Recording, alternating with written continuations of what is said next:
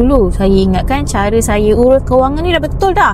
Rupanya salah. Kebanyakan orang bila dapat gaji, kita akan tolak komitmen. Ada lebih, baru kita simpan. Tapi sebenarnya satu perkara yang kita terlepas pandang, simpanan tu adalah satu komitmen juga. Berapa banyak nak kena simpan? Pakar sarankan simpan 10 ke 25%. Macam saya sendiri, saya akan simpan 10%. Cuma 10% tu saya tak simpan semuanya pada duit. Sebab saya simpan tapi korek semula.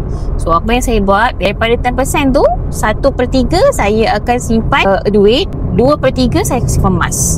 Kalau 10% tu adalah RM300, 100 saya simpan duit, 200 saya simpan emas. Sebab saya tahu saya ni tak boleh tengok duit. Saya rasa saya deserve dengan duit tu. Walaupun saya tahu je itu adalah dana kecemasan, tapi manusia mudah lupa lagi kita. Akhirnya yang bertahan dengan saya hanyalah RM200 yang dah dibekukan dalam bentuk emas. Sebab tu saya tak terkilan sangat. Walaupun RM100 tu habis, saya tahu yang saya masih ada simpanan yang lain. Tak banyak, tapi sekurang-kurangnya ada. Kata mentor saya, dana kecemasan ni lebih baik disimpan dalam bentuk duit, supaya senang kita nak guna bila-bila masa. Tapi kalau kita dah simpan duit, tak berjaya, korek juga, bocor juga, maka bolehlah consider untuk simpan emas. Boleh follow step yang saya dah kongsikan dekat pin video.